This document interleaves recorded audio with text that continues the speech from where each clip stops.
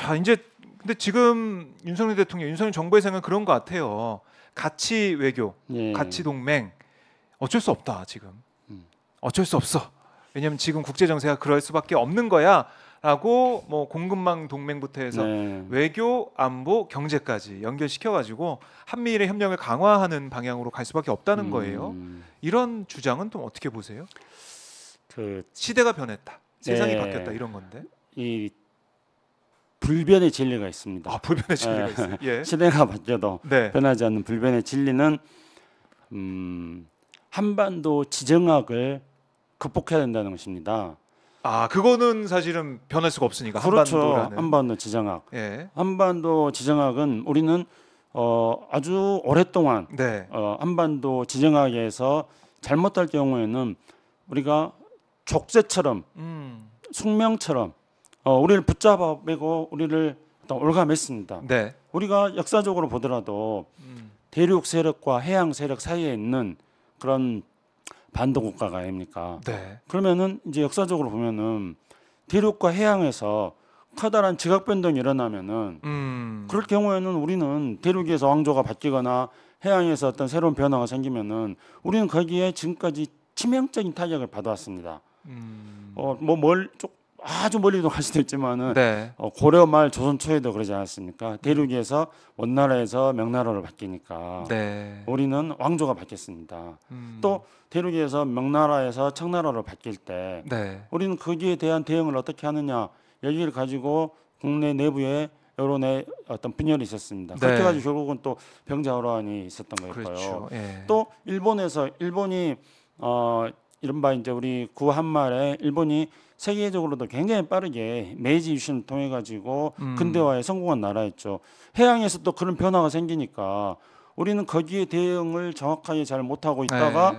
우리는 35년간 일제 식민지 강점이라는 우리 민족사회에서 체육적인 그 순환을 겪어야 했지 않습니까? 그렇죠. 2차 대전 이후에 형성된 세계 질서 속에서 우리는 한반도의 땅에서 또 전쟁이 일어났던 거였고요. 네. 이런 어떤 그 대륙과 해양의 변동에 따라서 치명적인 타격을 입을 수밖에 없는 어떤 우리의 지정학을 극복해 나가는 거는 그거는 또 마찬가지로 피벗 외교가 필요한 것입니다만 그 네. 대륙과 해양 사이에 있다는 점을 강조를 한다면은 네. 가교 국가가 돼야 되는 것이죠. 가교 국가.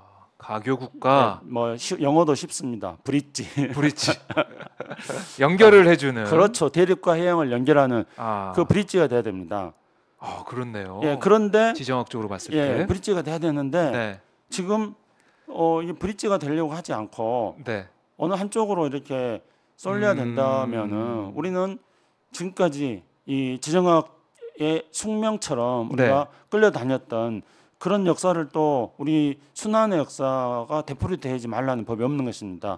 이런 것들을 극복하는 게 바로 우리가 한반도 지정학을 어떻게 하면은 이 한반도의 가교 국가가 되어가지고 우리 민족의 어떤 평화와 또 번영을 이뤄낼 것인가. 네. 그거는 우리 생존의 기본이지 않겠습니까? 그렇죠. 그게 필요한데 이제 지금 만약에 구조적으로 좀 이렇게 돼 있다. 네, 네. 한미일이 지금 이렇게 어쩔 수 없다 그러는데 네. 이 어쩔 수 없다는 이 절망과 차념이라는 거는 저는 뭐 그냥 뭐 패배주의다 이렇게 말씀드리는 게 아니고요. 네. 그거는 그냥 이 유행에 편승하는 거다고 생각합니다. 유행에 편승하는 네, 거다. 유행에 편승하는 건데 그래서 이제 바이든 대통령이 뭐 중국과 네. 또 트럼프 대통령 때부터 이제 중국과 대립각을 세우니까 거기에 편성했던 거였죠. 그런데 지금 바이든 대통령조차도 중국과 관계 개선을 암시하는 네. 그런 지금 이야기들을 계속 하고 있고요. 유럽 국가들도 지금 마찬가지고요. 그러면은 그렇죠. 시진핑 만나러 예, 가고. 그래서 이게 지금 구조적으로 어쩔 수 없다 이렇게 그것도 말하는 아니네요. 거는 이 지금 G7 이후에 미묘하게 지금 변하고 있는 이 흐름에 대해서 네. 우리는 유연하게 피벗으로 대응하지 않고 두 발 꼿꼿이 있다가 뒤로 넘어지게 되는 상황을 스스로 처리하게 되는 그런 상황 인식입니다. 네. 그러니까 참 외교라는 게 유연해야 되고 국익을 제일의 이제 가치로 놓고 그 국익을 지키기 위해서 맞습니다. 더 늘리기 위해서 사실 소리 없는 전투라고 해야 되죠. 외교 자체가. 그렇죠. 소리 없는 전투지만은 네. 외교는 그러니까 소리가 없습니다. 네. 그 말은 무슨 말이냐면은 외교는 회색지대가 넓습니다. 아, 그래서 이건지 저건지 대단히 이렇게 모호하다 이렇게 말할 수 있겠지만요. 네. 저는 좀 그걸 능동적으로 말해가지고 전방위적이어야 된다. 아하. 그러니까 우리에게 이익이 되는 것들에 네. 대해서는 모두 다 취해야 되는 겁니다. 그래서 왼편, 오른편, 옆편, 뒤편 이렇게 피벗을 통해 가지고 전방위적으로. 그렇죠. 우리에게 유리하는 것들을 다 취하는 것. 나는 오른편 것만 취하겠다. 나는 왼편 것만 취하겠다 하는 것은 네. 이 외교를 이렇게 회색지대로 놔둬 가지고 모든 걸 다 취해야 되는 것인데 어느 한 편만 취하겠다는 것은 모든 걸 다 취하는 게 아니고 한 편을 취하는 대신 다른 건 다 잃겠다는 겁니다. 네. 그 이건 무슨 말이냐면은 외교는 그렇게 회색지대를 좀 두면서 피벗 플레이를 해야 되는데 한 편만 취하겠다고 하는 것은 회색지대가 아니라 전쟁을 하겠다는 거예요. 흑과 백을 분명히 하겠다는 겁니다. 그렇네요. 회색지대 없이. 네, 흑과 백을 백. 분명히 했다는 한쪽만 백을 취하든지 또는 흑을 취하든지 한쪽만 분명히 했다는 거 아니겠습니까? 네. 근데 한쪽만 분명히 하는 것은 실제 전쟁입니다. 적과 아의 구분을 그렇죠. 뚜렷하게 만드는 것 이것은 전쟁입니다.